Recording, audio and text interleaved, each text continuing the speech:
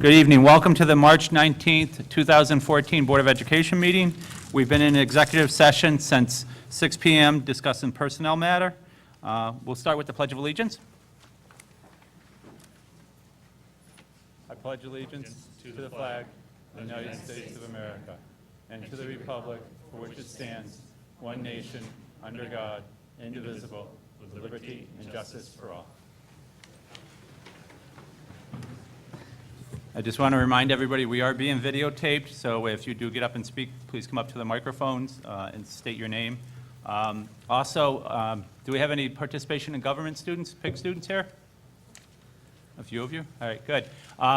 Your requirement is to stay till 9 o'clock. If the meeting goes beyond 9 o'clock, we'll take a break at 9. You'll be able to come up and do the sign-out sheets.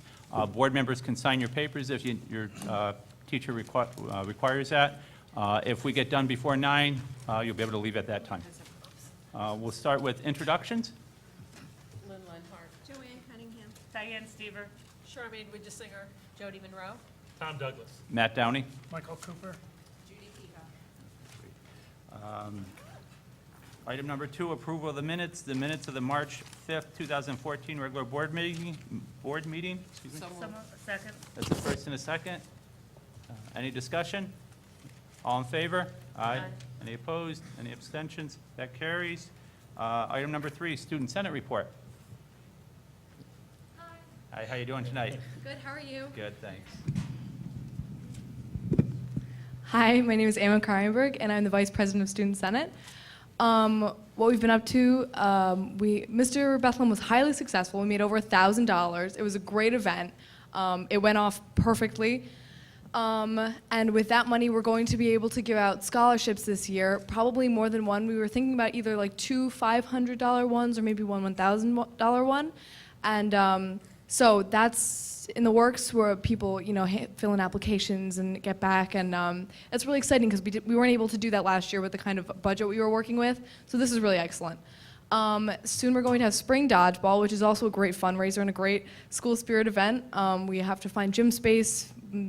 That should not be a problem. We're probably going to have it a little bit later than we did last year, though.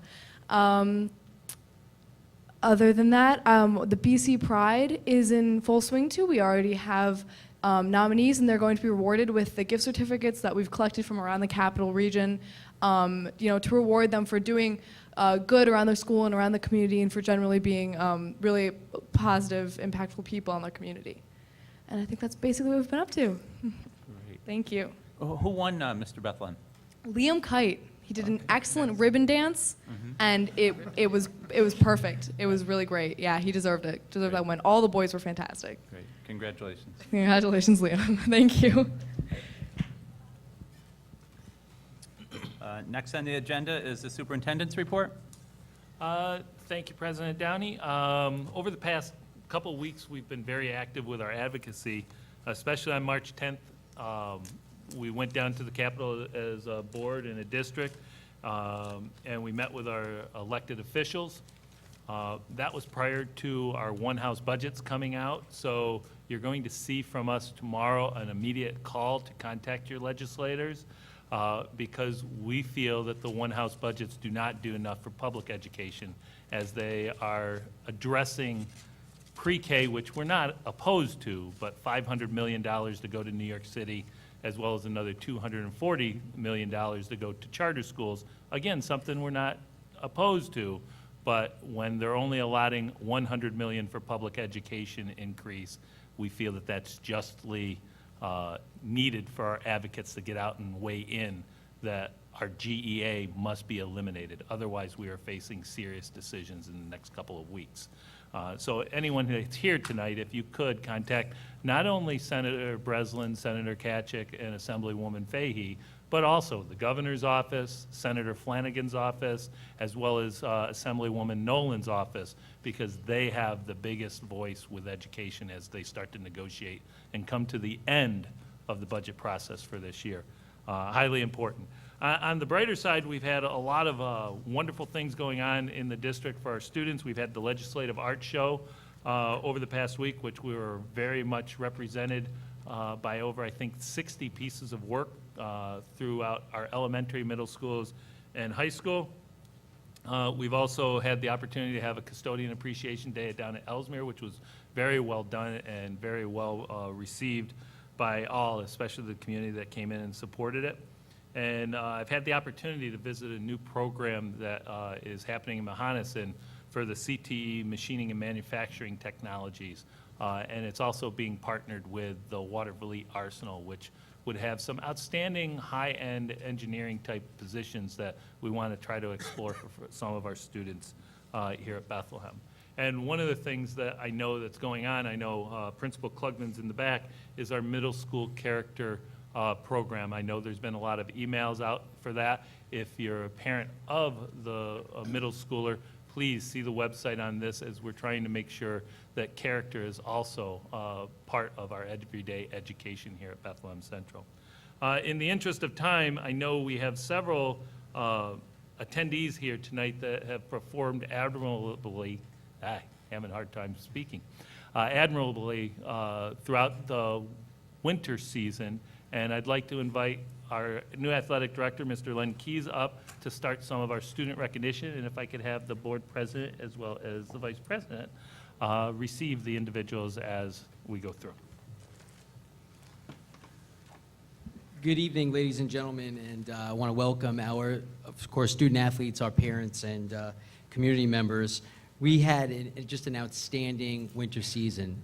We had outstanding efforts from several of our teams, went deep into playoffs, just a lot of excitement here at Bethlehem, and it was my pleasure to kind of walk into the middle of a great winter season.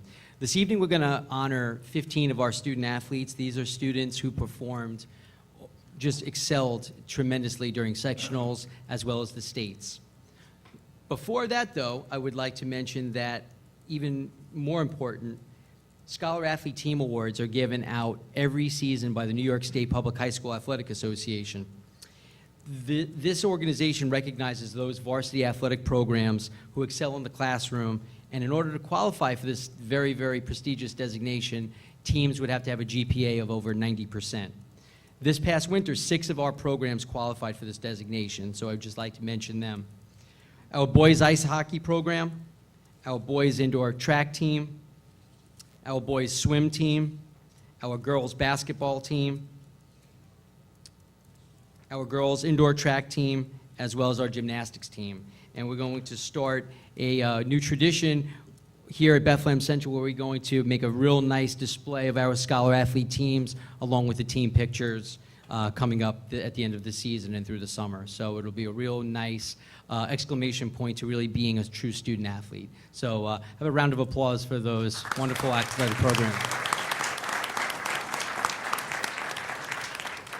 Okay, at this time, I would like to... Are any of those students here on those teams? Yes, we do have, actually, we have coaches and students. Any students, if you're a member of any of those 6 teams, if you could just stand. That would be gymnastics, boys track, girls track, ice hockey, girls basketball.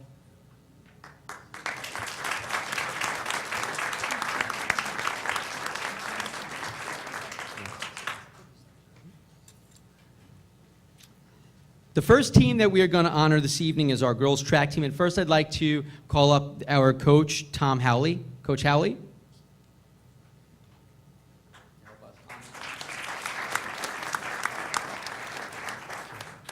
Our first female athlete on this program won the Division I sectionals in the high jump, reaching 5'6", qualified for the state meet, where she captured the New York State Public High School Athletic Association state championship with a BC record tying jump of 5'7", Grace Smith.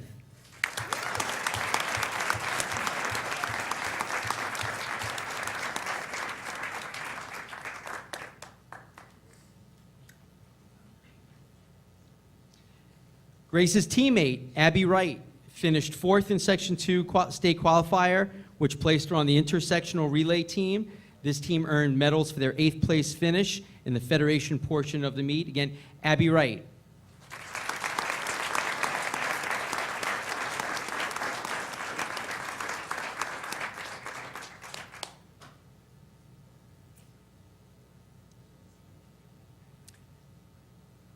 Representing our swim team, first I'd like to introduce our coach, Mr. Bill Durgasitz.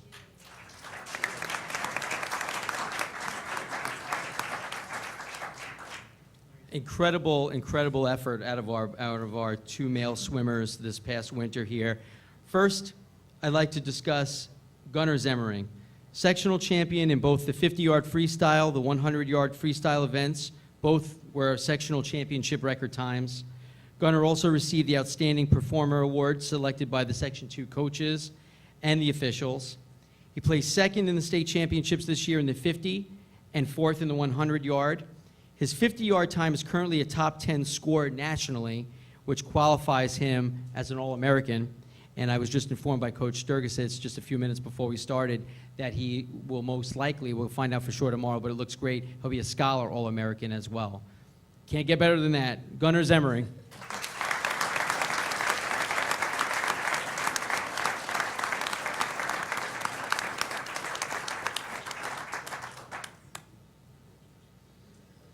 Gunnar's teammate, Section 2 champion in the 100 backstroke at the state championships, came in 4th place in the states and 7th in the federation.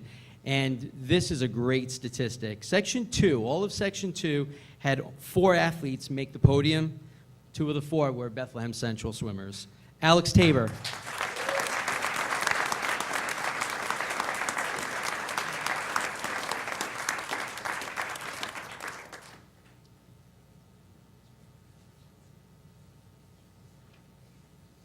Next, I would like to honor our girls bowler. She's a 9th grader who finished with a 204 average. She had the highest triple score in the sectionals match, qualified for states. Jenna Lemke.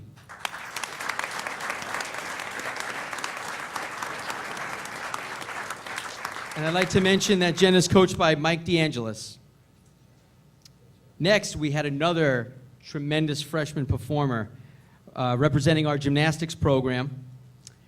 She was a 9th grader, had a very strong showing at sectionals, and was chosen to represent Bethlehem Central on the balance beam at the state competition. Miss Kaylee Vaccarino.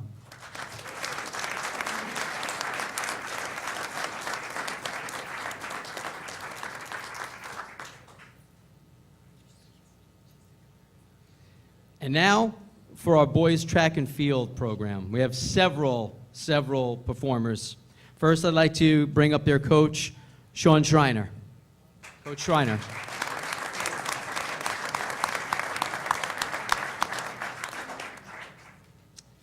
Okay, 9 members here. First, I'd like to bring up Najee Barnett. He was part of our 4x200 meter relay team, which finished 4th in the States and also was part of a new school record. Najee?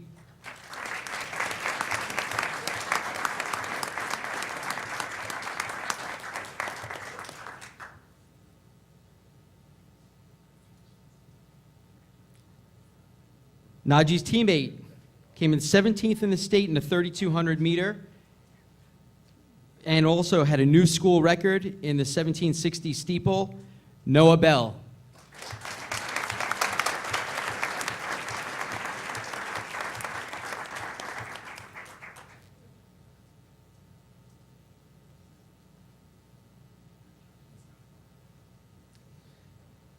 This next young man was part of the intersectional relay team in the 1,000 meter, which finished 2nd in the States. And earlier in the year, he broke the school record for the 1,000 meter. Stephen Booker.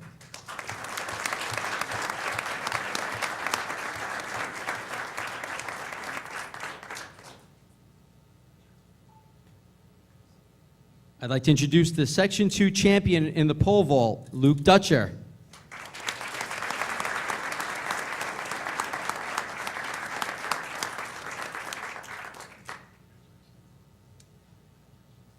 Bethlehem Central also had the sectional champion in the long jump. He came in 4th at states in the triple jump and established a new school record, Brian Greenberg.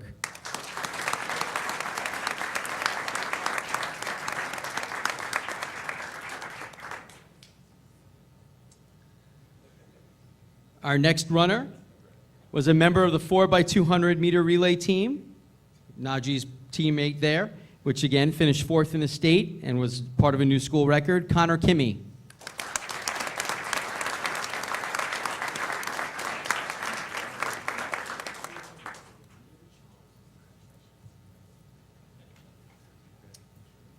Another Section 2 champion from Bethlehem Central in the 55-meter hurdles, Scott Missler Ferguson.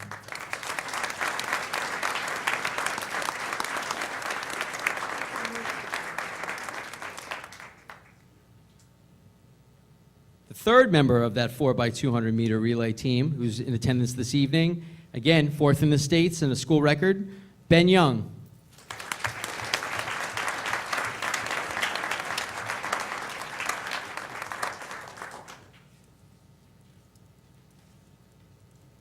And I would just like to mention the fourth member of that relay squad who was not able to attend this evening, Ethan Strauss.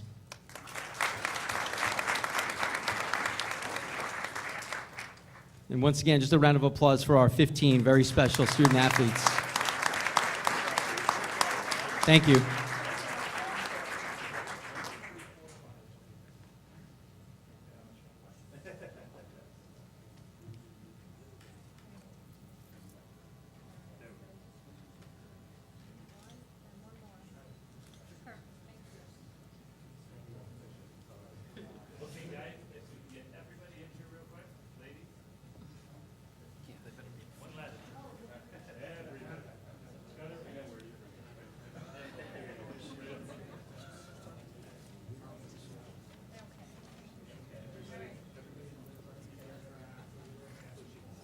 Okay, take two. All right, everybody look this way.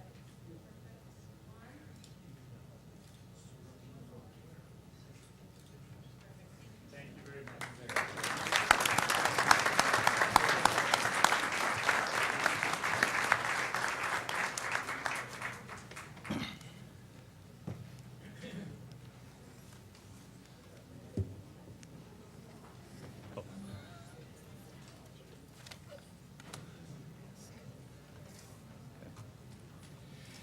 And that concludes the superintendent's report for this evening. Thank you, Mr. Keys.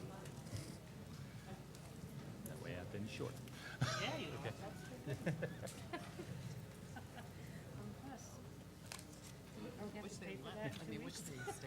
Congratulations again to all the student athletes. Next is the Board of Education report. Anyone have anything to add? And I know Dr. Douglas had mentioned was the New York State School Board's Advocacy Day at the Capitol. Several of us were able to attend. We met with Senator Breslin, Senator Kachik, and also Assemblywoman Fahey. They are very supportive of trying to get as much of the gap elimination adjustment eliminated from the budget, so they're very hopeful, though it is a give and take process back and forth in the budget process between the Assembly, the Senate, and the Governor's office. So we're hopeful for some restoration. As Dr. Douglas said, the initial one-house bills aren't what we were hoping for. We were hoping for some more restoration, but we still need to, everybody be advocating for as much as we can get back. I assume you gave your files, to the legislators, but here's an extra one, either if somebody wants it or if you have one already in the library, what the legislators all received. But I just want to add to that, and add to what Tommy said earlier. We really need to, and some of you heard me say this before, march into hell for a heavenly cause with this. I mean, that's from Don Quixote, by the way. I mean, things are not good, and a lot of things are getting a lot of press. There was even a local town meeting that the governor was holding. I know he had called me. I wasn't part of it. I mean, I wasn't able to be part of it. Talking about the tax freeze, and we just seem to be pushed in all different directions and away from what we really need here, and in all school districts, public school districts. The funding for education. And some things sound good, but then when you read between the lines, it really wouldn't benefit us. I don't think anybody's going to be donating to a school district. They'll donate to private schools because the hope would be that they would receive the people who would donate would receive scholarships, which in essence means that very wealthy people will be able to send their kids at taxpayers' expense to private schools. That's one thing that's being touted out there, but again, all those fine points are not mentioned. And I just think, it's really important for everyone in the community to really be involved, whether it's phone calls, it has to be right now. They're talking about it this week. They expect to have a budget before the 1st of April, and I thought this would be a good year, especially being an election year, that we would be getting a lot of that funding back, and now I'm not as optimistic as I once was. And then there are little things besides the funding. I'll just mention a couple that, could be disturbing. One thing, using the lever voting machines. I know it sounds very simple. We've been using them. We haven't gone to the optical scan machines, mainly because of the expense, and that expires this year. And unless it's renewed and allows us to use it, counties don't necessarily want to share those machines with school districts. So that could mean that districts would have to buy the machines, buy the software, and we're talking about like $90,000, and that doesn't even include the cost of the ballots. And certainly, a school district election is much simpler. I mean, either you're voting yes or no on a budget, or on purchasing buses, and on candidates. That's it. It's not like a normal election ballot that you would have in November. So, I mean, that's a small thing, but that could add a lot of cost to it. And then another thing that is disturbing, too, is that the governor hopes, and it's in one of the One House bills, that bullying, whatever, would be subject to the jurisdiction of the Division of Human Rights.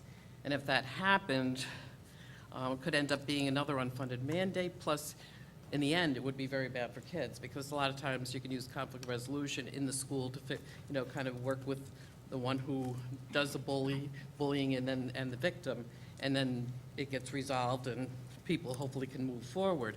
Well, if it ends up under the jurisdiction of the Division of Human Rights, then it could end up, if you're under 18, which most students in the school district are, except for some seniors, end up in family court and it become a more difficult issue, which may not really be helpful to students.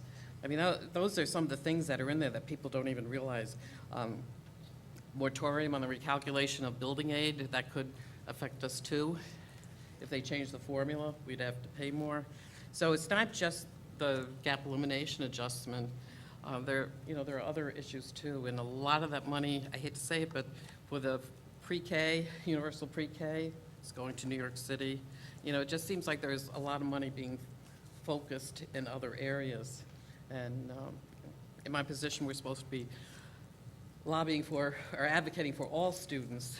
And I just feel, sometimes there are a lot of students that are being forgotten. So it's really important, kind of pleading with you, make the phone calls. They have to know that there are people that are interested, that are watching what's going on, and that we want all our kids, to benefit from the budget. So. I just enjoyed going to the legislative art show and meeting the artists and their parents. It was lovely. And I was meeting with the legislators, with other board members, and during the course of one of our conversations, one of the legislators said, "I'm only one person." And it was on the tip of my tongue, and I'm sure you're glad I didn't say, "So was it Rosa Parks." And we have to draw strength from people who stand up when they see things, and it's not easy to say something, and whether it's the budget process, but whether it's other things that we see in our lives, that the voice, I have a quote on my fridge that says something like, "One voice saying something is louder than 1,000 voices that remain silent." So I forgot to write down who said that, but both on the budget process, but when we see things, it's so important that we speak out. And I think that's important because we have 3 one voices. And in the recent legislation that was just voted down 2 days ago, it only took 2 to change the decision.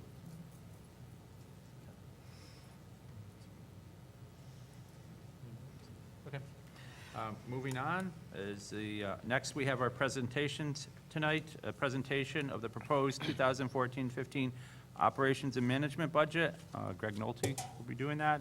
And we also have a presentation of the proposed 2014-15 Athletics Budget by Len Keese.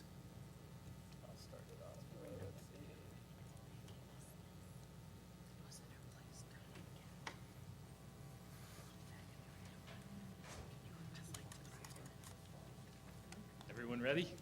Good evening, ladies and gentlemen, members of the board. This is our third presentation on budget development for the 2014-15 school year.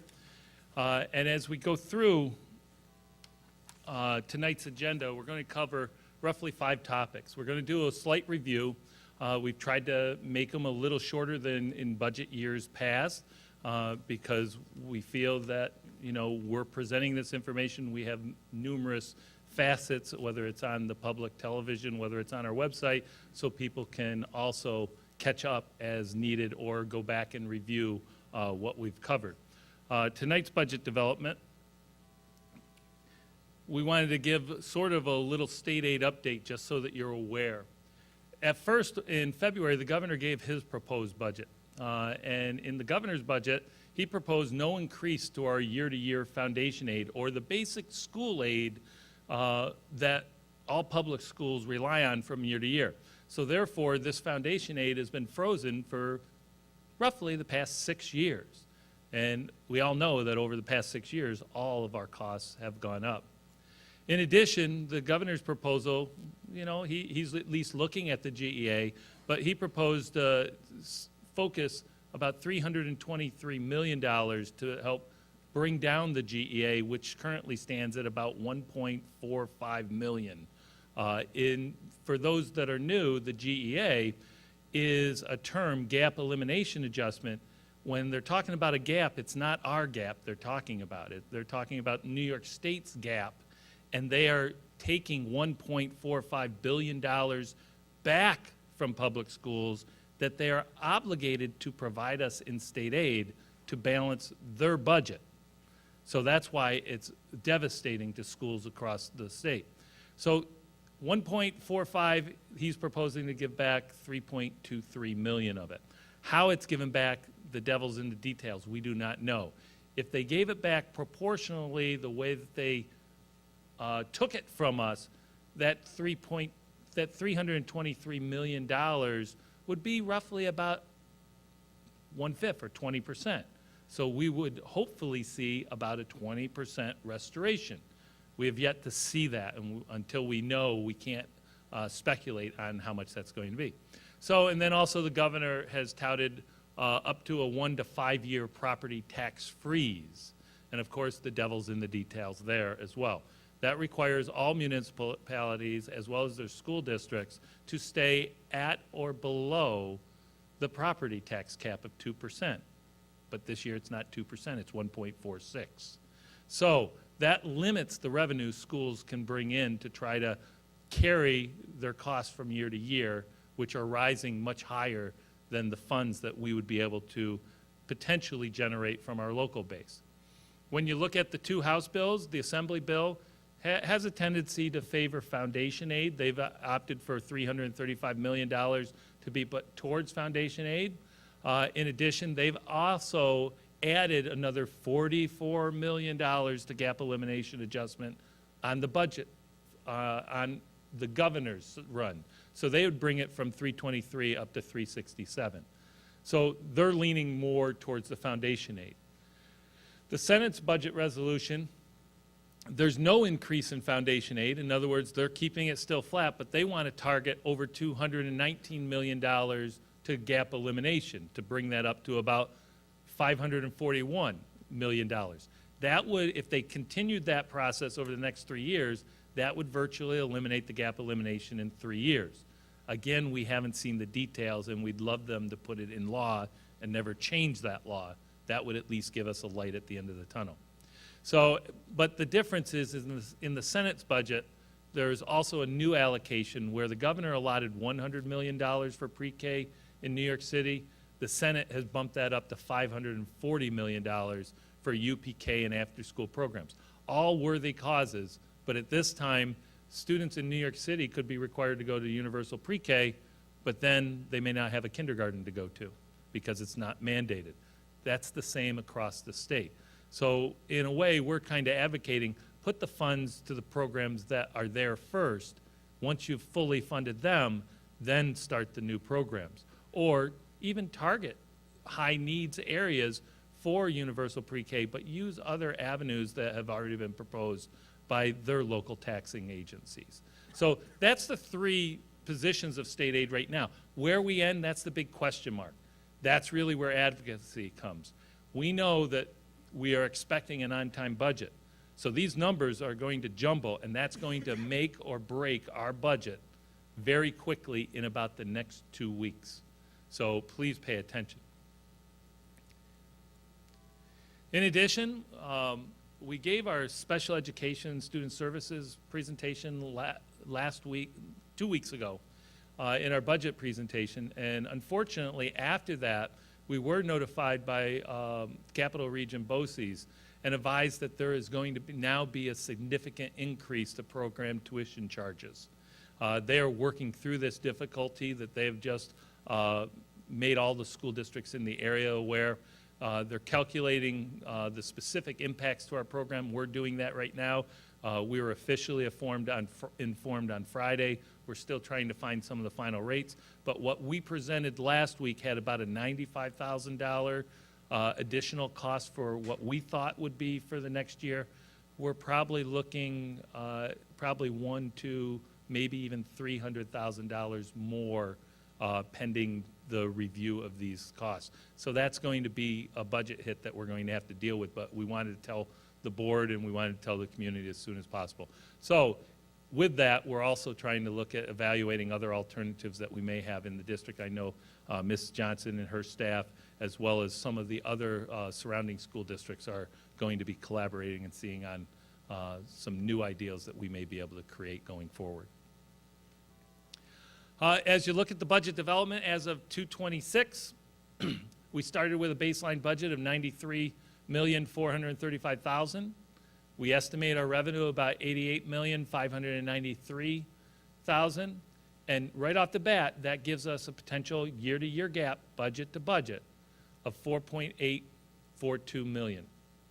Now, what happens is we've had a transportation presentation. We've had some additional revenues all of a sudden firm up for the district, and those are the columns under the expenditures. So that at the end of that, we had a $93,436 expenditure amount, and we also now had a little more revenue, which shrunk the gap to $4.674 million.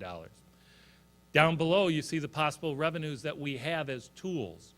We have a potential tax levy from 0 all the way up to 3.12, which is below the property tax levy legislation, and that would raise up to about 1.9 million.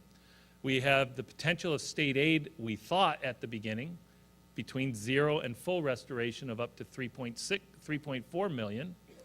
And then those two together would have a total of about $5.3 million without using our fund balance. And when you look at it, if we went to the full levy and we had the full amount of GEA restored to us, we would be able to cover this budget gap.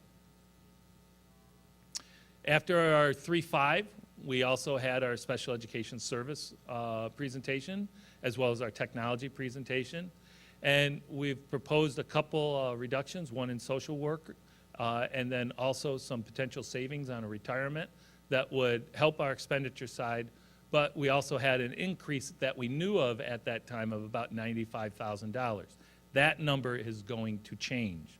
But currently at that date, we also had some tech additions of a modification restructuring because of the amount of technology and the service that we need to provide to operate the systems here at Bethlehem Central.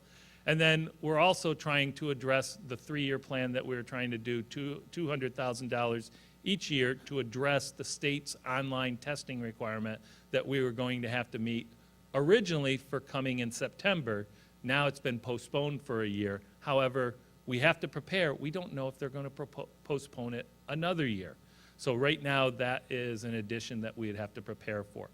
as well as we're trying to make sure that we have appropriate summer help. So bottom line, after that presentation, we were at 93.6, 88.7 for the revenue because there wasn't any new revenue, but our gap did grow back up to $4.8 million. So what you're seeing is a development of the budget from budget to budget as we build the budget going forward with what are some of our needs. Some may look like wants, but right now we're building it so you know everything's on the table. With that, we still had the possible revenues, so I won't go over that. And we also have the ability to use fund balance up to around $1.75 million as we go through the budget process. So that basically is the long and short up to date. Tonight we'll have the presentations by our operations and maintenance, and then also by our athletics department, and then we'll have a short summation to go over where we stand as of right now, going into our final presentation 2 weeks from now, which is our instructional component. And then the hard work begins. So at this time, I'd like to turn it over to our director, Mr. Greg Nolte.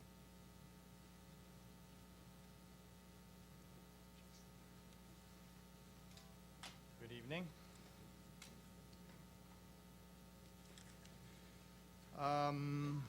Okay.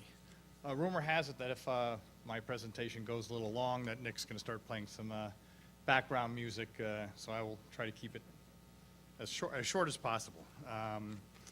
Okay, the operations and maintenance budget, the department itself. Okay. I am.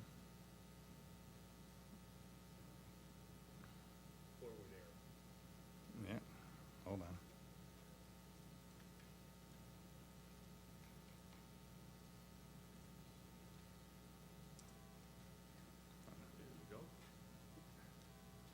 There we go. Good.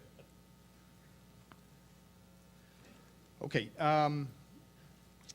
The department itself is pretty much the cost center for any costs associated with facilities, with grounds, with maintenance staff, with custodial staff, with health and safety, as well as for utilities. I thought I would give you a little bit of an overview of the current budget, the 13-14 budget, as you look and compare it to the 14-15 budget. We have had some increases in the budget this year already, pretty much about $169,000.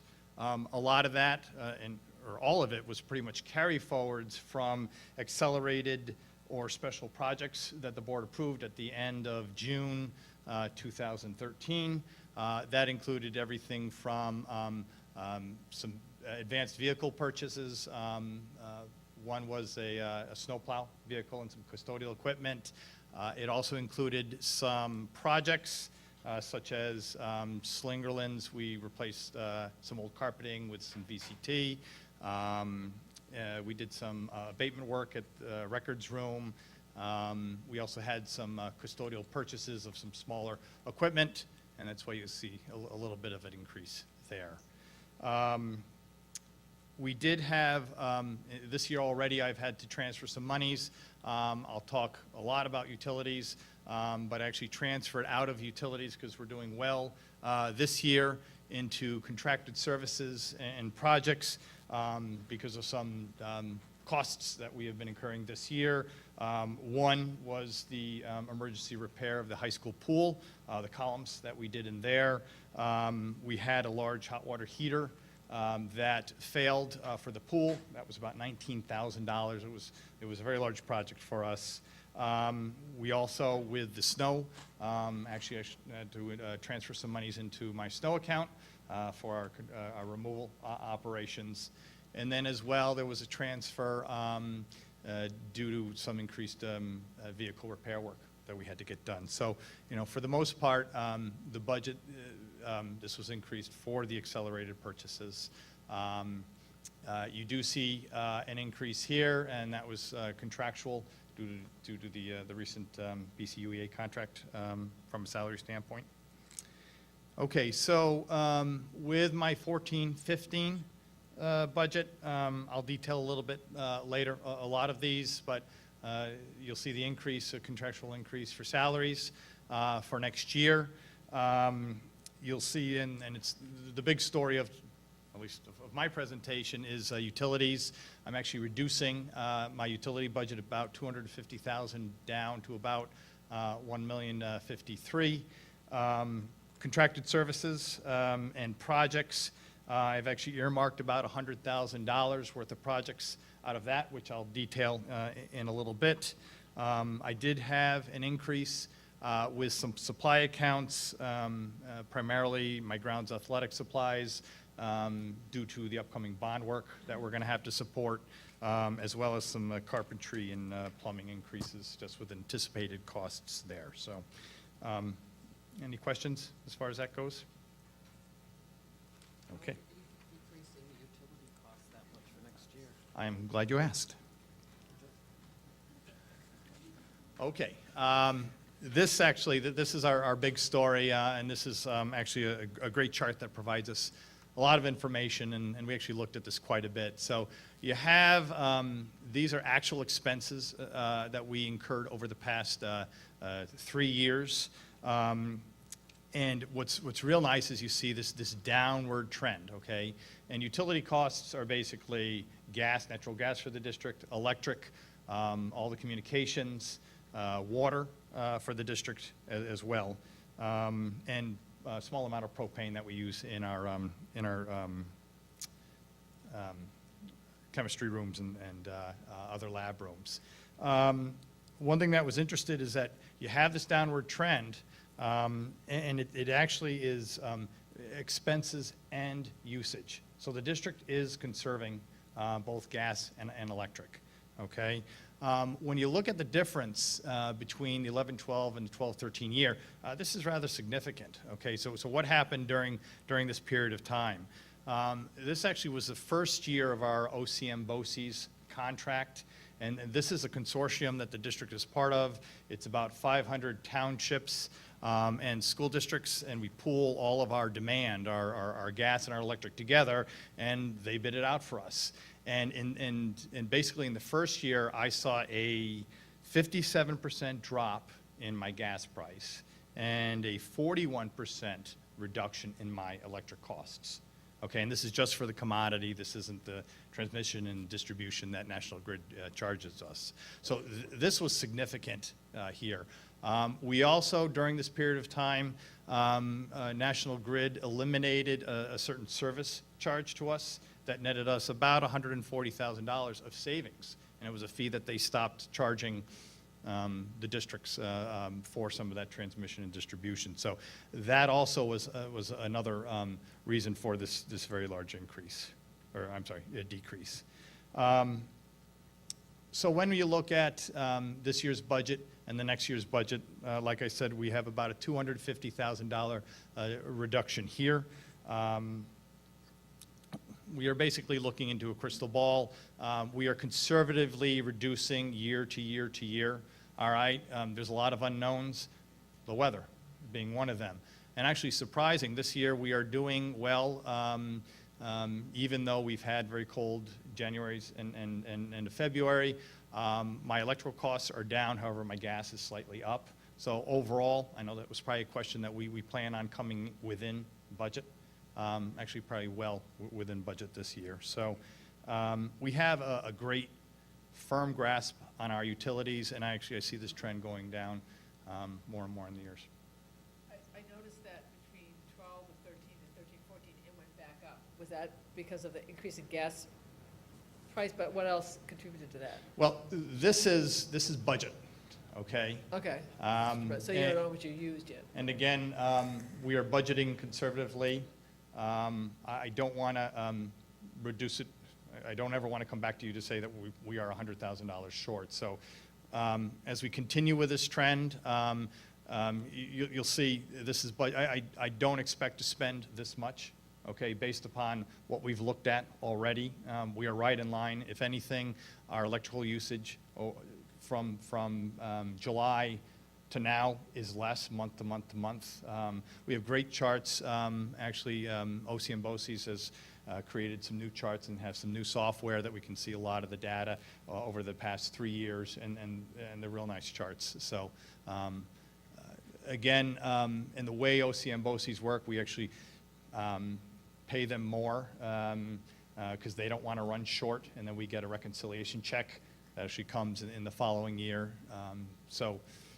Again, I see this decreasing more and more over the upcoming years. The contract does end, the existing contract does end in April of 2015. So, and I did talk to the director, and, you know, possibly, we're guessing, again, they're looking in their crystal ball and thinking potentially that we might have increases in the commodity of gas and electric. So, again, there's nothing magical about this. There is some guesswork here, but the point is that it keeps coming down. Take into account any bond issue work that will be occurring? Not yet, because, with the energy performance contract, we hopefully will be before the board in about a month's time to give you all the energy measures. Then we have to design it, then we have to go to SED. So I really don't expect that work starting until January, February 2015, okay?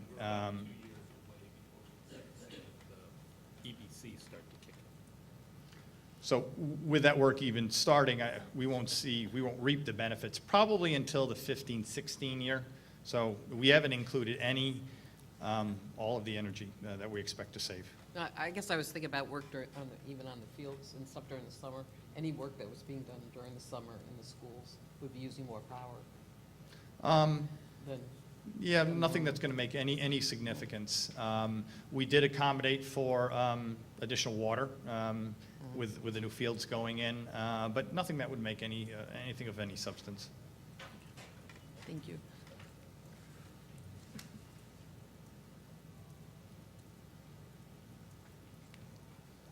The department structure, basically staffing levels have remained or are remaining unchanged. We have 37 custodians, 14 maintenance, and 4 administrators. The increases that you see in the 14-15 are contractual as far as over here.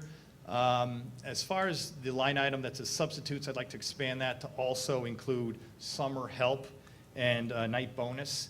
And you'll see the increase over here of about $20,000, basically by the new contract. The night bonus for custodial staff that works that night shift went from $75 per month up to $100 per month.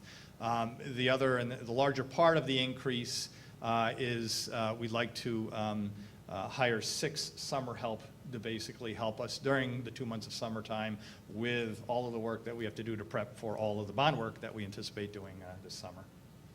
So that's what that increase right there is for. Can I ask you a question on this slide? Yep. Could you tell me the titles of the 4 administrative staff?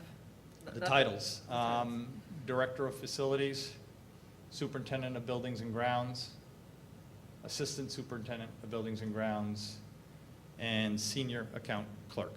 Thank you. The revised 2013-14 numbers, do they include what the recent settling of the VCEAU, the monies that were paid under that settlement? Okay. Yes, you actually see under custodians, this number is actually a little bit less because we've had some breakage with, I think, a custodian that left. Overtime is actually split into 3 categories: school-related overtime and maintenance overtime. They did not change. I did not increase those in any way. Basically, maintenance overtime accounts for about $26,000. And of that, about 57% is related to snow activities, and another 21% of that is for alarm drops when staff have to report. That number remained fixed for next year. School-related overtime, that is about $14,000 of that $66,000 number. That remained constant, and again, that's for school-related activities. Basically, we don't have overtime through the week, okay? It's pretty much on weekends to cover when the building is not covered. We still have our Tuesday through Saturday shift at both the high school, middle school. and that absorbs 16 hours or so of overtime that we typically always have. The reason why the increase is pretty much use of facilities, which is by outside groups. We've seen an increase at this school primarily on Sundays, as well as the middle school. So that's really what that increase is there for. So, questions on that? And just, if anybody's aware, we track this very, very closely. Each category, we either have it defined by group and its use, and it's when they used it, as well as the function, whether or not it's snow or whatever. So we track it very closely. Okay, special projects. This is that $100,000 that I talked about. This is not the capital outlay program. And there's actually 4 projects here. One, actually, the first one is an expansion of the new PA system at the middle school. If you recall, we put in a whole new system with the last bond. This is actually an expansion of that.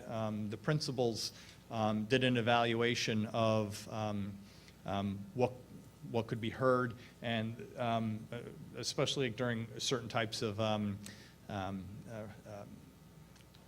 reports, you were not able to hear within the bathrooms, okay? So if we were going to go to a lockdown, we thought it was very important that you could hear within the bathroom. So this actually represents about 22 locations around the middle school that we would expand the existing system.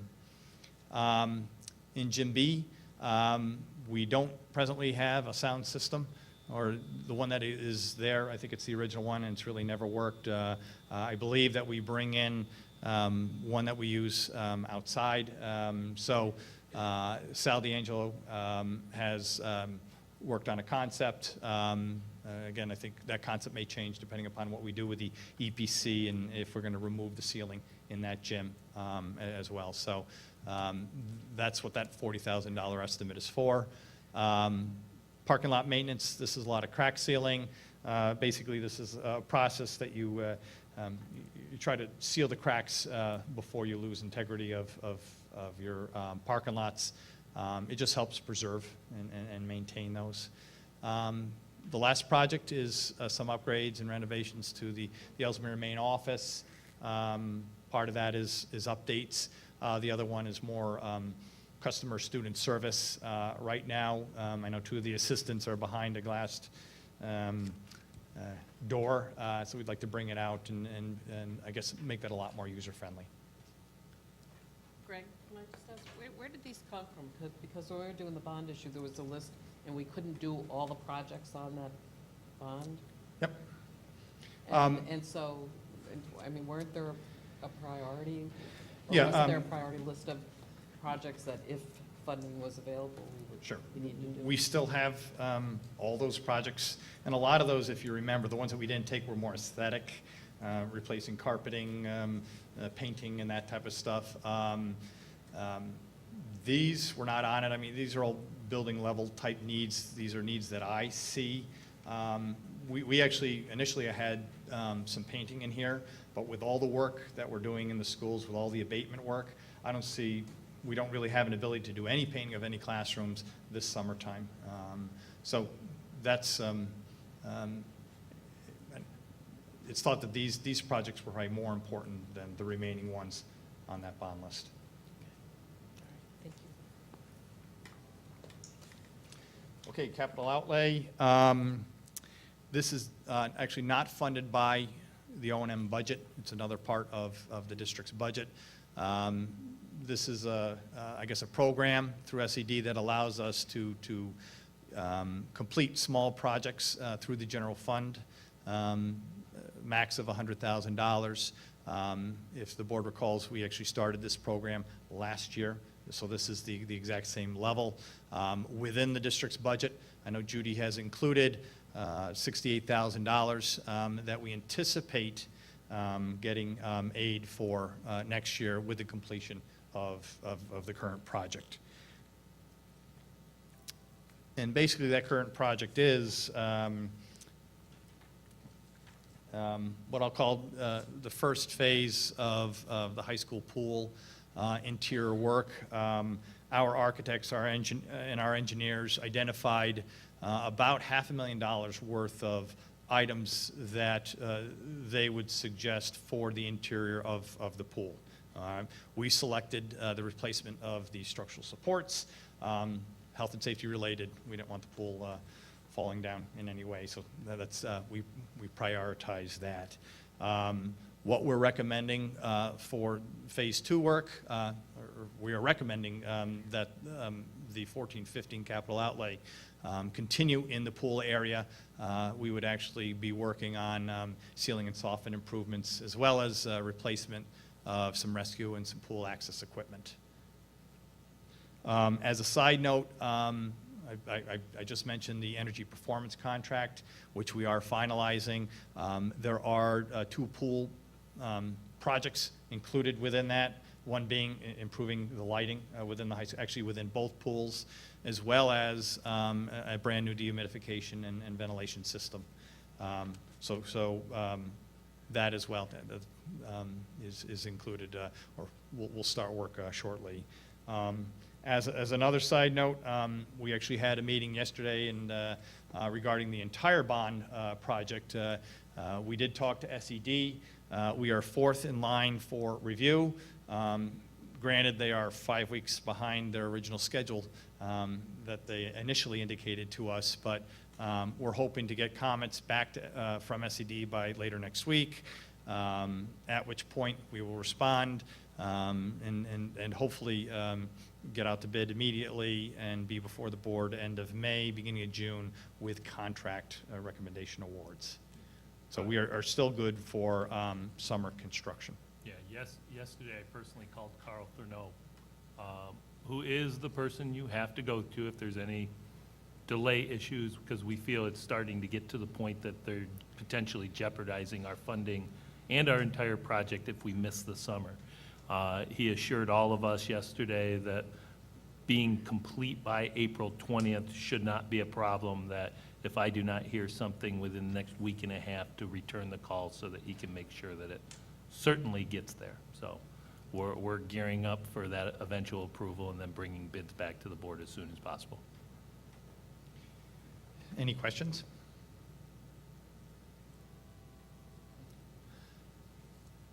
Okay, we did not have any reductions to staff or anything last year. However, we continue to deal and have to work around and work with 4 years of previous reductions to staff, to equipment, to supplies. So basically, in some general categories, we are doing more with less. You'll see that we are repairing more than we are replacing. And that goes for everything from carpeting to equipment. What's interesting is that we do have some aging. We have a good amount of aging equipment, and we are starting to see our repair costs start to increase. Some of those repair costs are contracted. Others are supplies, because we do a lot of the repairs in-house. Lean staffing. We've been finding that we're probably playing more catch-up during break weeks. The detailed cleaning that we like to do, again, is probably reduced, and we're probably doing a little bit more on that during the weeks, the break weeks. I think the buildings are seeing potentially more of a cumulative wear, but I think we're trying to maintain respectable standards. We don't really have too many complaints about the cleanliness of our schools. So, again, we would love to be more proactive and preventative, but recognize these times with limited resources, it's not always attainable. So, and the last slide. Hopefully, I'm doing okay. Other than the special accelerated purchases that we did at the end of last year, the board allowed us to purchase a new plow vehicle. We have not bought new equipment or vehicles since the 08-09 school year. We have a list, a large list. In fact, the list is probably another $200,000 more of equipment and vehicles. Basically, we have a fleet of about 24 vehicles. The oldest, actually, one that we're looking to replace is a 1999 van. We have 3 tractors, and that one is the oldest there is about a 1978, which is about 35 years old. And we have about 5 multi-purpose tractor lawnmowers, snow plows. They're called Steiners or Ventracs. And our oldest one that we have there is about 30 years old, about 1985. So again, this is a list. There's reasons for every one of these that I can go over. I guess that if the district is in a position where maybe some of the state is restored, that I would recommend at least some level of these purchases. Yes? What is an auto scrubber unit? Just out of It- curiosity. Is It's it a- basically, you'll see the custodians walking behind it, and it basically cleans the floor.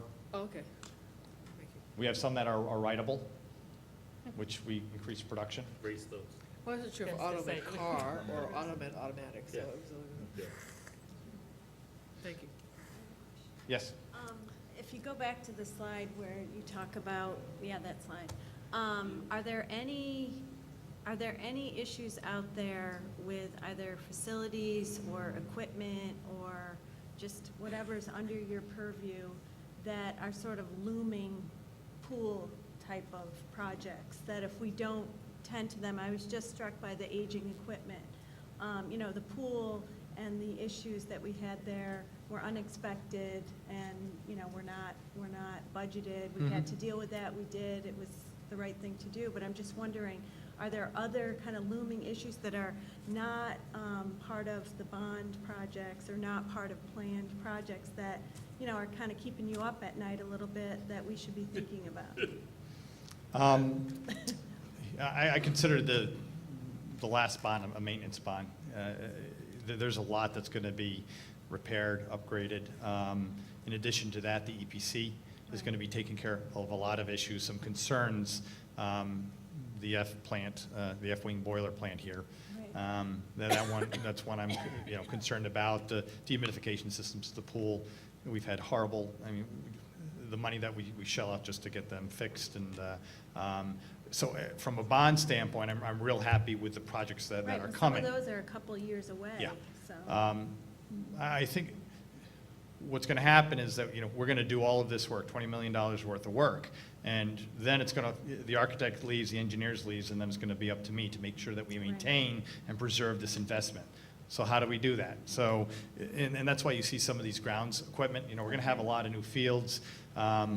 We don't really have the complete plan of exactly how we're going to do it and what we need to do and our watering plan and our fertilization plan and all that stuff. But it's coming, but part of this is with limited staff, I'm going to rely a lot more on the good equipment that maybe we can mow a little bit quicker or we can aerate, which we found to be a very important part of trying to maintain these fields, because we don't want to put this in and get nice turf and then have it, you know, slowly go back to broadleaf or whatever. So I think my biggest concern is, I mean, we can continue to fix things. We're real good at it. We can continue to repair vehicles. We have been fortunate to get vehicles from transportation, but we're limited with what we can get. We're limited with what we can use it for. I think that's probably the biggest thing that I lose sleep over, because as it was, we have 3 salters that we salt the district, and one of them went down, and it really messed up our operations and our service level to transportation and to all the schools. So, okay.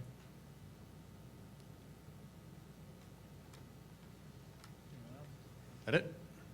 Thank you, Greg. Okay.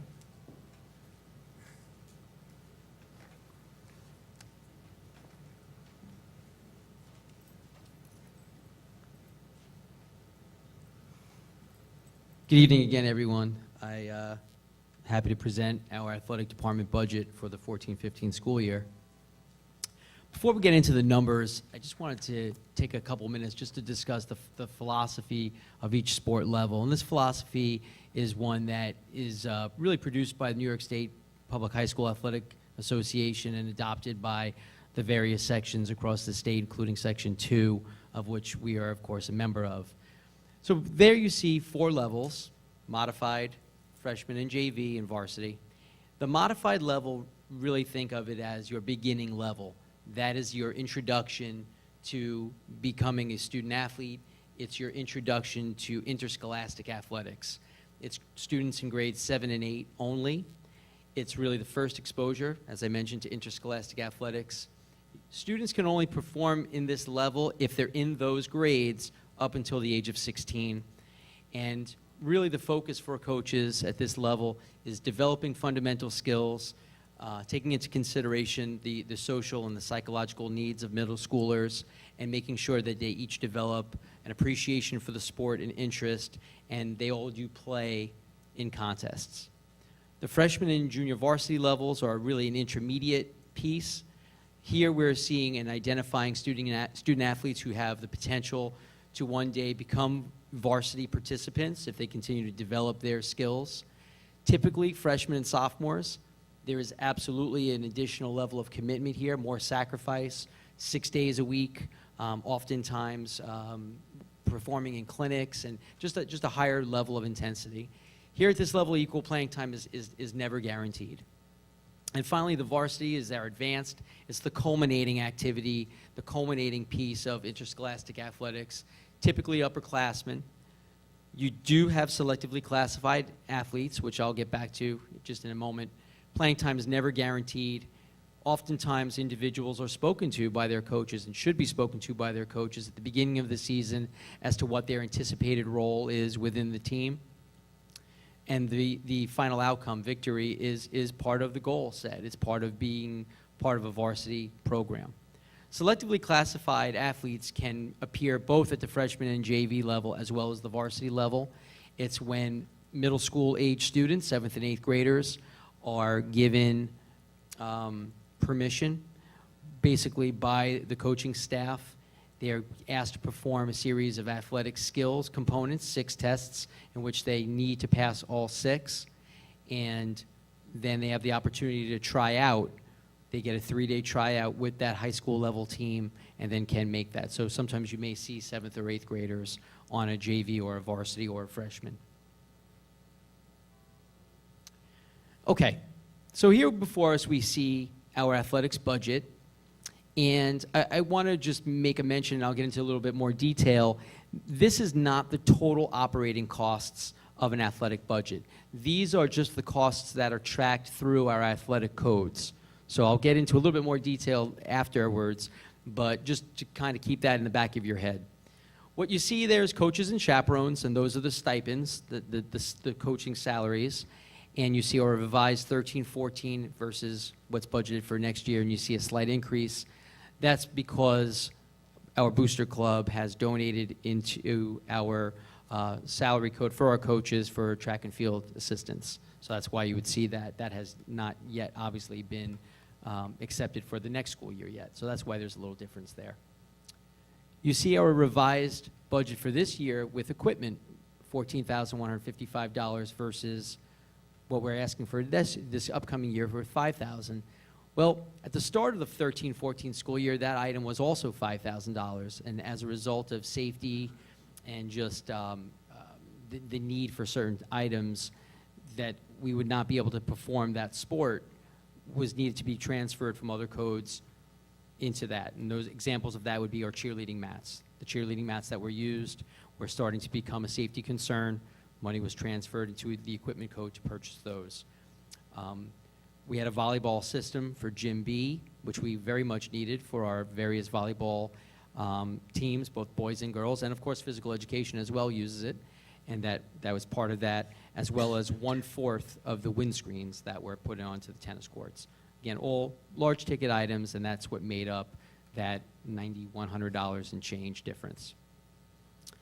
Our official fees and trainers, that basically encompasses quite a few different areas. That would be our district's athletic trainer. That would be our officials' fees, our reconditioning budget for our football helmets and shoulder pads, any invitational fees, entry fees to tournaments. That would include our lifeguards for our pool, as well as our police security presence at various contests, mostly our indoor contests in football. You see other supplies, and that would be more like our consumable items, our typical baseballs, soccer shin guards. But within there is also our New York State Public High School Athletic Association fees, our Section 2 fees, as well as our Suburban Council fees. In there would also be uniforms, our scheduler, which is called Sports Pack, which is something the Suburban Council uses. So that's where all those costs would come into. You see between the revised 13-14 as well as our 14-15 year a increase of $11,050. And those increases are made up of additional monies being put into our uniform codes. They've been really severely under budgeted for close to a decade now. We really need to start regenerating and getting our uniforms on a cycle that we can really plan and start to control a little bit better. We're looking at a few $1,000s, $4,000 earmarked for our capital projects, miscellaneous costs such as field rentals. As of right now, our varsity football team will not have home games, so we have sought out several venues in order to have a home field for our football team for the fall varsity team. And that would also be additional slight adjustments for our equipment repair. We have some portable scoreboards and different things that might be on the fringe. We want to make sure those don't break down right before basketball season where we don't have a scoreboard, so we have those funds budgeted. Now, going back, I had mentioned that this is a reflection of the athletic costs that are tracked by the athletics codes. There are several other areas which would give you a more complete idea of what the total cost to an athletic department of the size of Bethlehem Central, a large AA program. AA, for those of you who don't know, that's the largest classification that New York State Public High School Athletic Association uses. Not seen in those codes would be items such as salary, such as the athletic director, the administrator assistant. Those would be under a supervisory code. We would have Mr. Nolte just presented on his staffing. He has 2 groundskeepers that work on our fields and do an outstanding job. Already I can tell, I was walking the fields today, starting to be able to get out there a little bit more, and those guys do a fantastic job. Their salaries would be in Mr. Nolte's, in his department's salary codes. Our transportation, lots of buses going to contests all over. And again, those salaries for the drivers would be in Al Karam's budgets. And of course, I can't neglect to mention the incredible positive impact of our booster clubs. We receive so much money in our booster clubs. That would not be reflected in those numbers unless our Board of Education formally accepted those donations and they were put into budget codes. So when you look at that piece, that is a major portion of it, and that's what's tracked by our athletics codes. But you can see it's a pretty complex piece to it. I'm sorry, did anyone have any questions on any of those numbers? Okay, so now let's start to look at the vastness of our program. We have 14 girls, 15 boys programs, total of 29, 84 coaches. Those are our district-appointed paid coaches. We have 21 district-appointed volunteer coaches for a total of our 75 teams in our program. And there you see the breakdown, fall, winter, and spring. A grand total of 1,714 student athletes representing Bethlehem Central in Section 2 and primarily in Suburban Council games. And that's total team participation. As you see, many students play more than one sport, and you'll see that broken down in a little bit more detail. So that number 1714 is total athletic slots. Correct. That are there, not number of kids, but participation slots. Roster The number slots. would be much lower. Correct, absolutely. And here you see the breakdown. Secondary athletics, right? We have our 7th and 8th graders, middle school aged, and then of course our high school age students in 9 through 12. You see the single sport participants, the 2-sport athlete, and the 3-sport athlete for the totals. So, significant number of student athletes, obviously, and again, 29 athletic programs.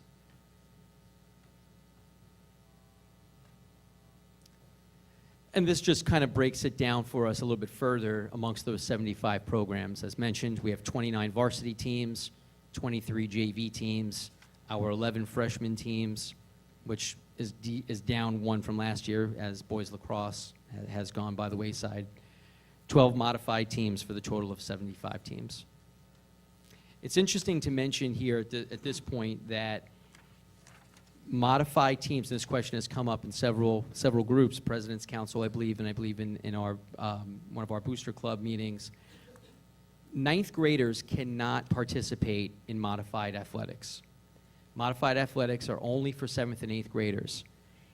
If the Suburban Council, which is the only conference that I'm aware of really in the state, I can tell you downstate, there are no freshman programs any longer, and within Section 2, we are really the only conference that has them.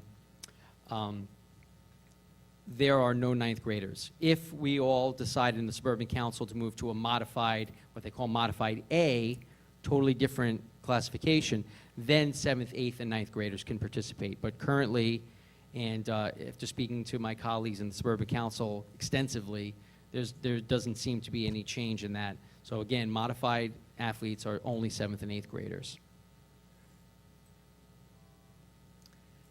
Here you see the broken down a little bit more. You can see really where the major expenses within our athletics budget are coming from.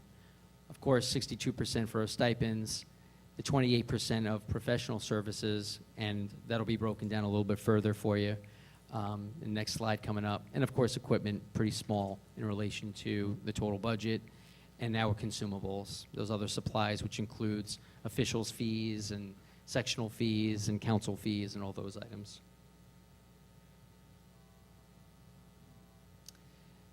Now, again, Bethlehem Central, we're part of the New York State Public High School Athletic Association. They charge us a fee. The next breakdown from that would be the section we are a member of.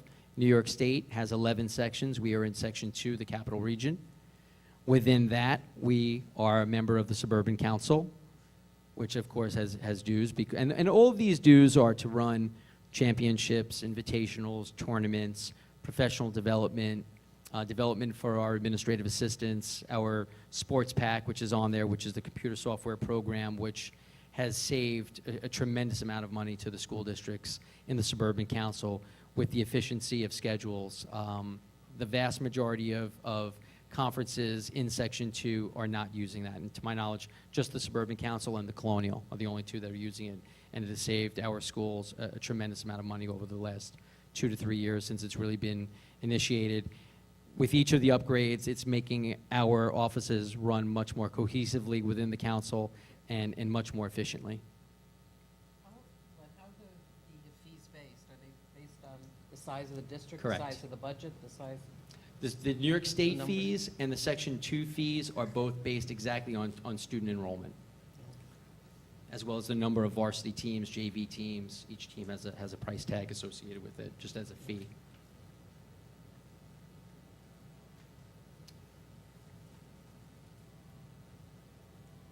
Okay, so other professional services.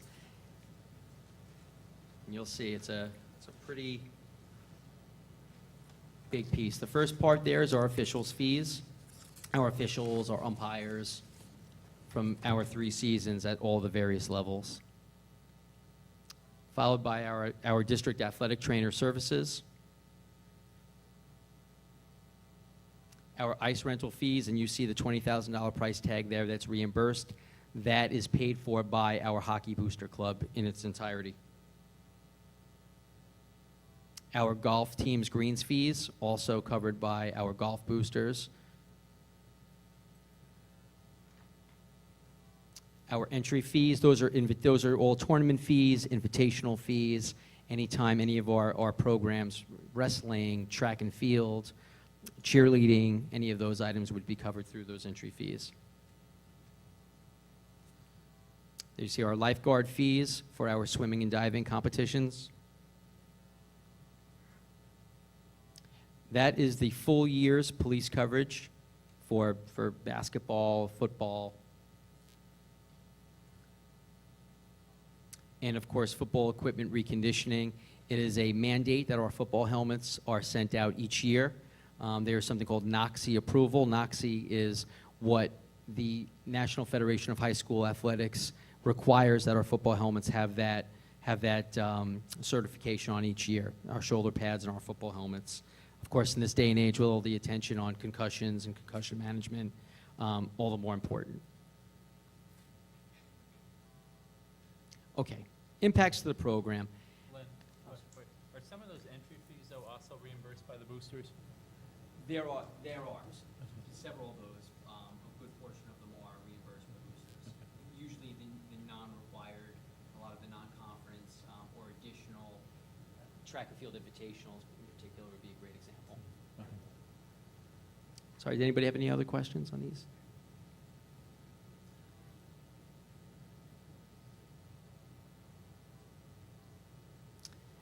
At this time, I certainly am not proposing any additions or cuts recommended at this time.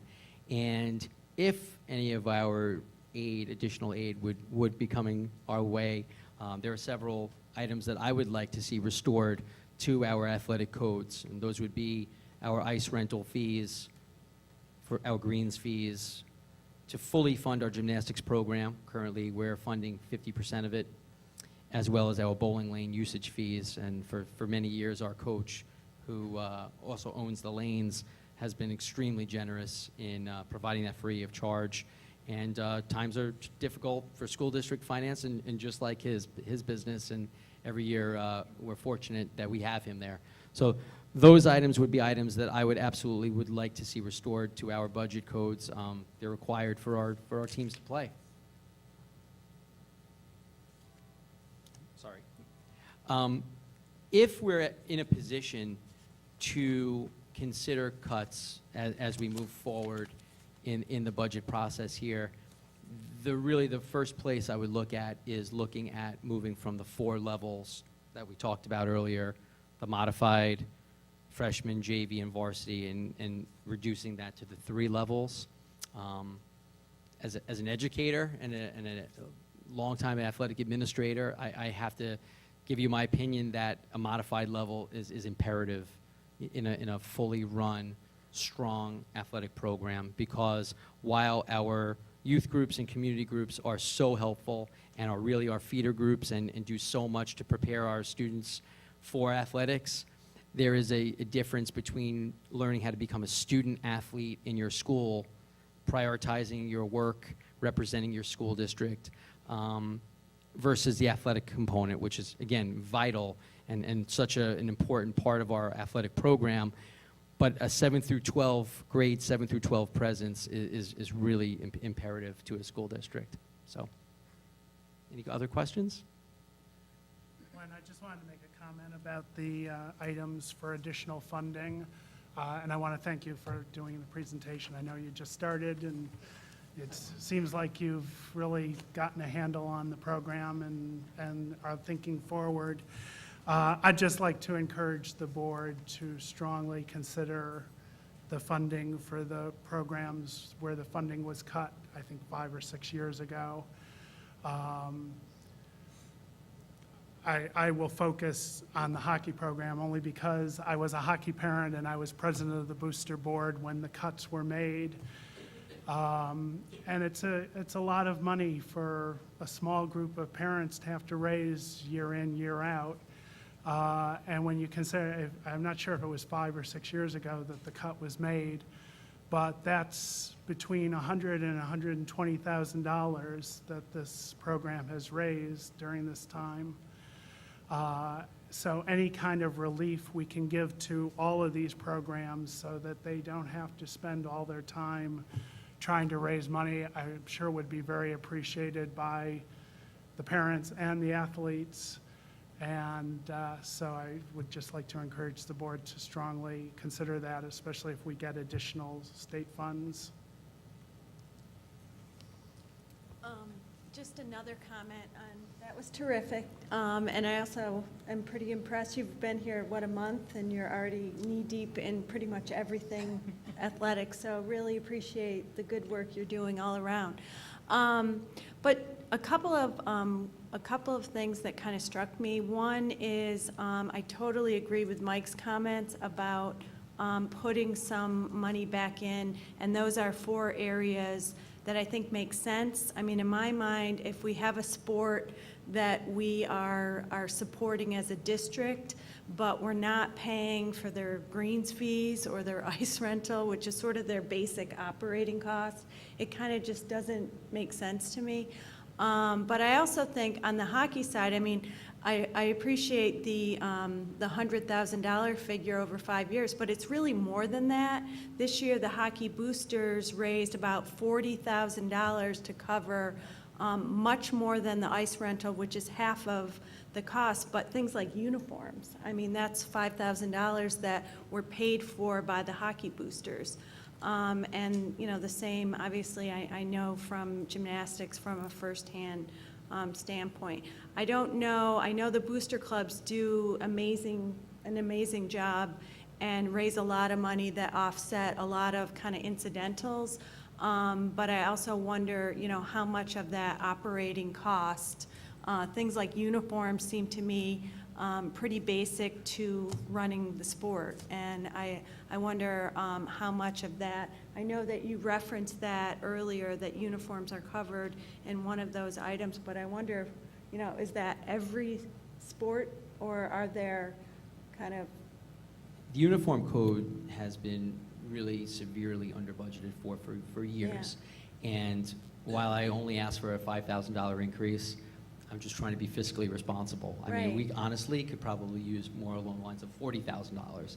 Right. There are some programs who've come to me in the last few weeks and have said, I haven't had really new district purchased uniforms in 13 years. You know, of course, the boosters have come through and they've got new uniforms and we look sharp when we hit the court and the fields. But as far as getting a good grip, the typical lifespan of a uniform is between 4 and 5 years, depending on, obviously, the sport, hockey, football, a little more physical versus others, as an example.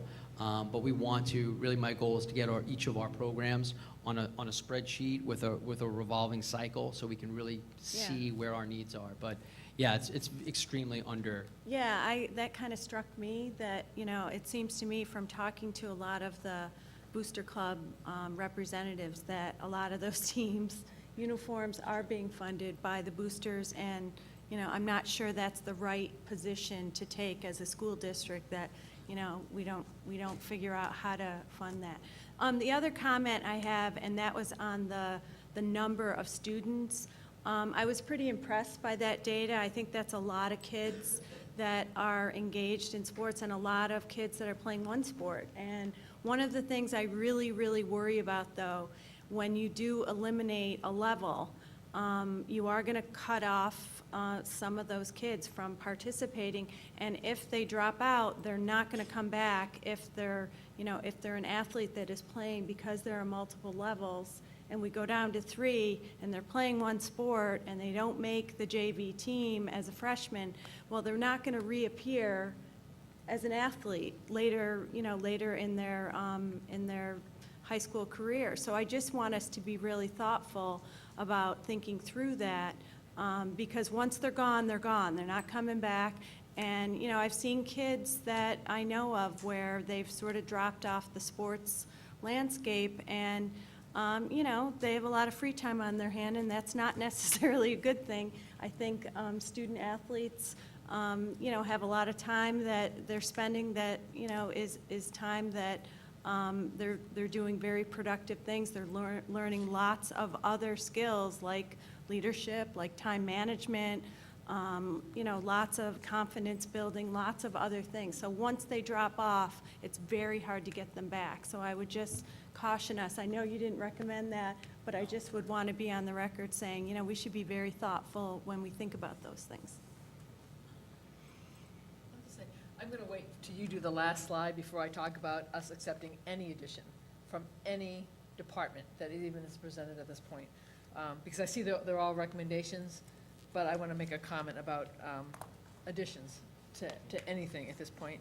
The other thing I forgot to mention in my opening comments is I would love to have a running list of issues that come up during our budget discussion that are peripheral to the budget discussion, but have come up because of the discussion, and that we can revisit after the budget process to say, okay, is this something we want to direct the superintendent to research and report back to the board within X number of months or next year, et cetera. And if we, Anything in particular? yeah, I have two examples. One deals with transportation, but they're not here, but we have talked about what it would look like to consolidate a schedule. So that is one thing. The other thing in terms of athletics is I would like a lot more information about the philosophy and goals of those levels. Because I very much appreciate Mr. Keys presenting the philosophy, because that helps me, and I know I had asked for that. What are the goals, who's playing, and I would like him to work with, if possible, parent groups, athletes. I want to have a better understanding of what those 4 levels are about, why they're here. Not that I'm advocating a cut of one or keeping all 4, whatever, but I need to be able to go out into the community and say, we have 4 levels and this is why. Not just because we want the maximum number of slots for student participation. I want to be able to say the freshman level, which I believe actually is misnamed, to be honest with you, perfectly honest with you, from anecdotal evidence. I know there are several sports with fewer than half the team being freshmen.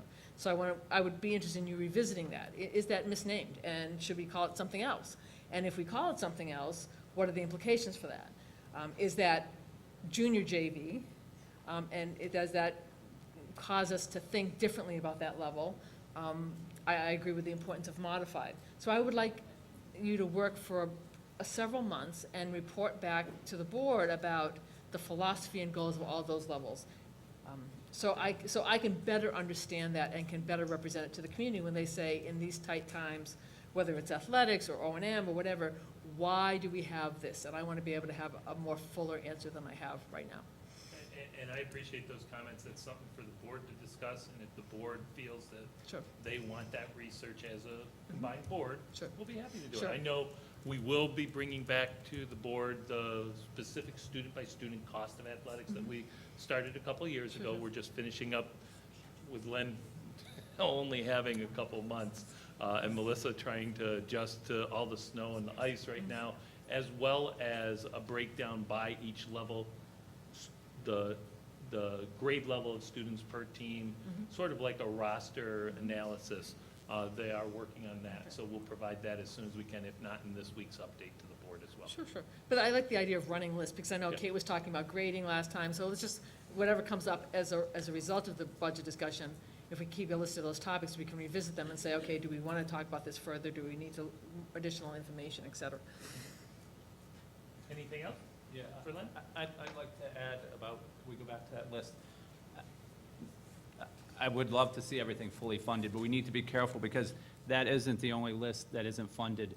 I mean, I know the football boosters contribute significantly. We accept a donation every year from the indoor track to fund one of their coaches. So we need to really, if we're going to look at that, look and see what we're accepting donations The full for. cost of it. The full gamut of it. I know the wrestlers always pay their entry fees and whatnot, and, you know, we said they're only, for the various sports, they're only going to pay for suburban council events or whatever, I think, a couple years ago. But some sports, you need to have more than just the suburban council events because you need so many matches to be able to move on into the sectional play and stuff. So some of those are required, and yet we're making the players fund those through their boosters. So I would just caution about looking at just that list. And And with we're going that to. cost per student, last year we started to try to recover as much information about what is booster funded so that we truly do get a sense of what the total cost of athletics program here at Bethlehem is, because I know we put up about $595,000 just on the program codes, but when you start adding in the field portion, the supervisory portion, and really the booster portion as well, we're well over $1.2 million. And that, I know, doesn't cover everything, because there's a lot of little small $500 donations that aren't recorded, but we're trying to get a better handle on them. And that is something I know Ms. Jerome has been reaching out to all the clubs. And for any of the booster club presidents here that are here tonight, as well as I know Len will take it back, if they can give us an accurate reflection, we're not looking at it like an audit or something. We're looking at it to try to understand what are our true costs. And I think that goes with sort of what Dr. Woodgesinger's question was about trying to make sure that we're reflecting it as well as President Downey's. Right. And I'm sure a lot of boosters do. The ones I mentioned are ones I specifically know about. So I don't mean to slight any of the others. I'm sure softball and everybody else contributes very much to the programs. Can I just have a question to clarify, Len, what you said before? And this is not to say that I want to reduce or do anything with the number of levels, but did you say Section 2 is the only section in the state that has 4 levels of competition? It's one of the few. AA schools obviously are all over the state, and I can tell you down in Westchester South, Long Island, there are no freshman levels, including amongst the largest AA schools. That's So interesting. the freshman level is something that has been eliminated in most of the state. I think it's very helpful if it's affordable. It is wonderful because, Ms. Cunningham said, that 9th grader who isn't quite at the level to hit a JV roster spot, but as I mentioned, would not have the opportunity to go down to a modified level. That's that student that we may potentially lose. So really the freshman level is, if you think of it as a developmental cycle, you have your modified level as your foundation, it's your basic. That's learning how to be a student athlete. JV is that medium area where you need to show athletic ability and dedication, sacrifice. And that freshman part is like that in-between, that transition period. Almost like middle school, if you're going from elementary school, high school. Middle school is kind of like that freshman level athletically, that analogy. So it's rare. It's rare, and most of Section 2 does not have it. Well, and of course, we have the instance where don't have JV and don't have modified. I'm thinking of swimming. You either have freshman swimming or varsity swimming. You only have the 2 levels. Right. There are some unique pieces, some Right, unique hockey's the programs same. within this program. Right, the hockey's the same. Right, correct. Yeah. But at this point, there's no recommendation No. to go down to No, that. no, Unless- I just wanted the Right. clarification. I just. Right, it's- right But now. unless, like, all suburban council does that, and we have no team to play against, then Right. that would make sense. Right now, there's no recommendation. I think what we've heard is we're showing you some of the potentials of building a budget throughout this where there are adds. There are others at the end that there will be subtractions because the ultimate goal is we'll have to balance.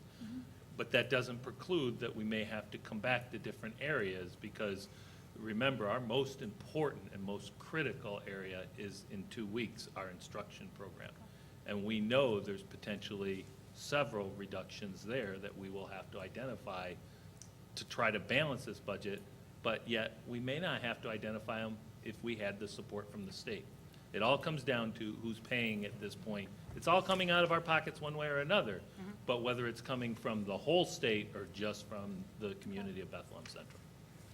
Any other questions for athletics? Just the other thing, just with, I know, kind of going with what Matt was saying, with the ice rental and, trying to put back the 20,000. I mean, that program costs a lot more than that. You're not totally restoring. absolutely. So No. you just might want to have that somewhere so people know that we're not just restoring that whole thing, that the boosters are still picking up a huge part of that.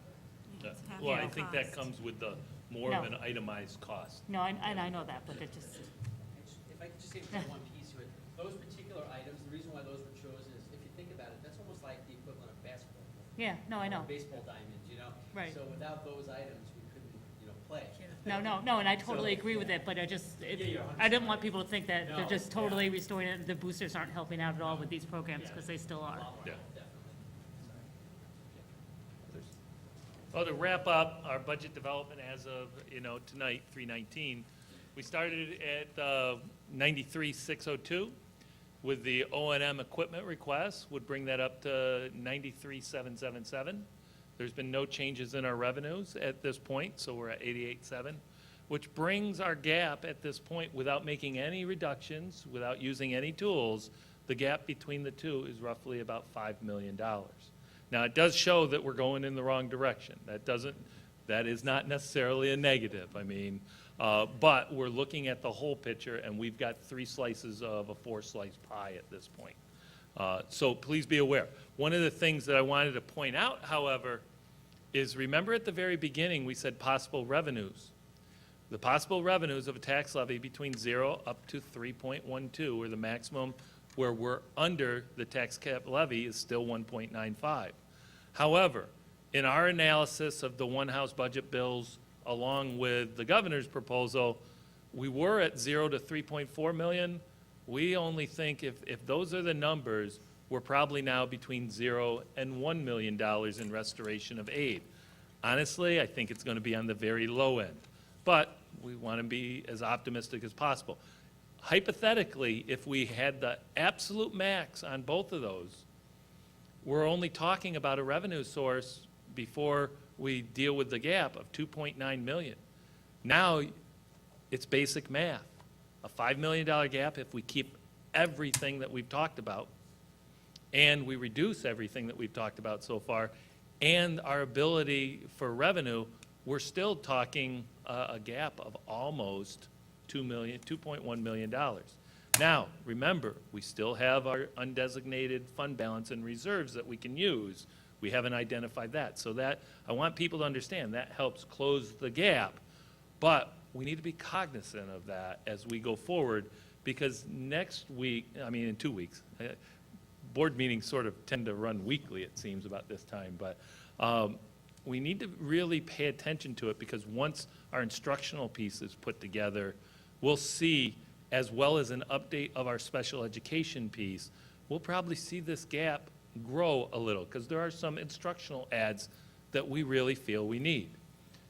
We also have reductions that we've started to contemplate, but we want to see the full picture of the budget to budget and then start making appropriate decisions and having discussions there.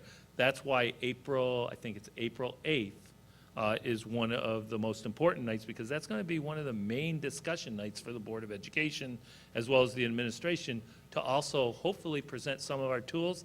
And if you notice that April 2nd to April 8th timeline, we should potentially have a New York State budget in place and also have our official runs at that point, so we know exactly the money we're dealing with before we start speculating on any potential further reductions to a program that has been devastated over the past 4 to 5 years. So as you look at it, right now, here's our budget gap. These are the same slides as of 3/19. We're just trying to keep everybody updated. We really have 4 tools to use. One is the GEA, one is the maximum allowable tax levy, the other is fund balance, and the last is, potential reductions, so that we come in with a balanced budget. Ultimately, we have a couple meetings left. We have Wednesday, April 2nd, the K through 12 instructional component will be up here. We'll have Tuesday, April 8th, which will be a discussion and board meeting on the budget for the Board of Education Administration to go through, as well as any additional comments that will be out there. Then we have some time, we also have the April break. We'll lead into the last possible date that we can adopt a budget, which is Tuesday, April 22nd. We can adopt at any time, and the board has that right, any night to adopt. We're making you aware of those meeting times, because that is at the discretion of the board at that point. And then, once it's adopted, we'll follow all of our state protocols, that we'll have to have a public hearing on the proposed budget. The preparation for it is over. It's for people to comment on the budget before it heads to vote on May 7th. And then the annual elections will be Tuesday, May 20th, from 7 a.m. to 9 p.m. here at the high school. So that is our conclusion, unless there's any other further questions. I have more of a comment. I totally agree that we are heading in the wrong direction. We started the with a $4,674,000 gap. We are now up to $5 million plus. So I just want to caution the board. I think it's an interesting way to build a budget. I think it's slightly different than we have in the past years, because every reduction that someone has put up has been eclipsed by requests for addition, for putbacks, or something that costs more than that which was taken out. So I'm just mindful for the board, as we say, oh, I support this, or I support, whether it's athletics or O&M or anyone who's gone before. Anything that people have put up as an addition, I think I personally am parking on a list on the side. Because if we have a surplus, then we're spending the surplus. If it's a deficit, we're just running up the deficit, or the gap. We're increasing the size of the gap. So as the community sees, oh, well, there's possible of this issue or this putback, for me, it's with an eye towards understanding we don't know what the state's going to offer. We don't know how much of what's the, yeah, well, that, but the fund balance, the board is going to decide to use. So I'm mindful that any addition, including the $200 in tech equipment, because that's also an addition that was kind of automatically rolled up.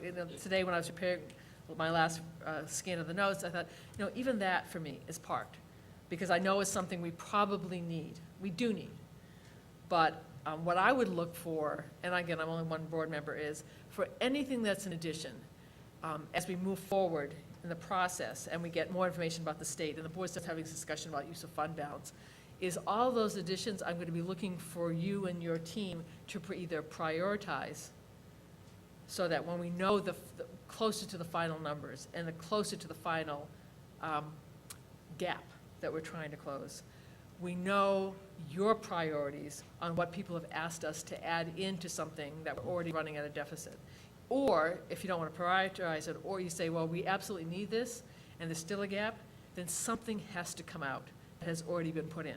So I don't care how you choose to do it, but it either has to be a prioritized list of we need this, or this is how we would say all these things that have been added so far that has increased right now the size of gap. This is what we suggest be the priority. Or if you say we absolutely need this and it costs $100,000 and the gap is still wider than the revenue we can generate, then I would ask that you advise the board, say, in exchange for this program that costs $100,000, we are suggesting a cut of something that's already in there. So you have to trade. As you said, the budget has to be balanced. And I appreciate seeing the recommended adds. I think both for the board and for me, for the community to say, those things aren't guaranteed. I don't think people have said that. But I think when people see that, oftentimes they'll be like, oh, that's so great, we should do that. Or it's only, we're actually expanding right now our gap. And I think the So way it's you're more a word of stating that caution. is appropriate, and we are aware of that in our team meetings, because I believe every one of my administrative team know that although those are ads up there, and honestly, after 6 years of reductions, almost all of those ads are needed in some format. Are all of them going to make it through in our budget? I don't necessarily think so. But there are some that are up there that might partially make it through. There are others that are up there that we haven't addressed with reductions yet, that we may come at the 8th and say, here's some areas our best guess, now that we know our budget, we're going to reduce here, here, here, here, here.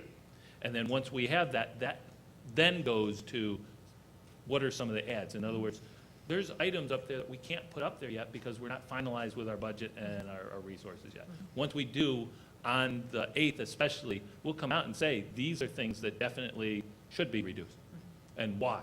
And that's even considering what's in place, because that's the budget. It's built. With every possibility in there, it's built. Doesn't mean that it lives, but it's built, and now we have to start going in the right direction to get to our zero base, yes. Thank you. I just have a really quick thing. And this is really for the audience, and it relates to the fact that you put the GEA number in there at $1 million, which at the beginning of the night, we were still It was dreaming. great at 3.4. Yeah, we were still dreaming. But tomorrow is the first day of the joint budget hearings in the legislature. So tomorrow is, the gun goes off, and we have maybe 8 days to make a difference. And after that, the deal is done. So whatever that education number is, it will be decided probably this week, because Please they call. will have an on-time budget. And the best time to call is before they go into those joint budget hearings. So tomorrow, education is at 11:30.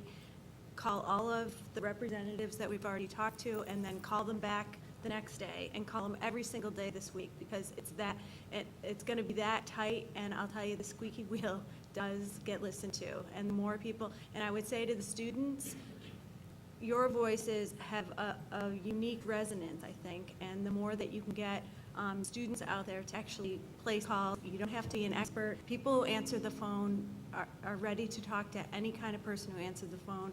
You don't have to have a lot of knowledge about what's happening, but it really does matter, and this week is the week. You know, if you're going to wait till next week, don't bother, because the deal's probably going to be done. Do you think you can probably send some SNNs out Oh, tomorrow? we're and planning on hitting tomorrow. Hit in pretty tomorrow hard, and the next yeah. day with like templates or whatever? That's a even good just- idea. Just call and yell at them. And even on the morning, and even on the morning, well, just put the phone number and everything else down and things that they could say. And then Yes. even the morning announcements for our students. And not just our legislators. Yeah, it's any The legislator leaders- you know. The leaders in both houses and the chairs of the education committees. So, any other questions? And maybe participation in government students will get extra credit class tomorrow. Yeah, I think you could work that out. So that concludes for this evening, and then we'll have instruction on our next agenda. I think we're close enough to 9 o'clock where we'll take a break before we continue the rest of our meeting. So any participation in student, participation government student who would like to come up and sign out, please do so. And then you're excused. However, if you do want to stay and listen to the rest of the meeting, you're more than welcome to do that.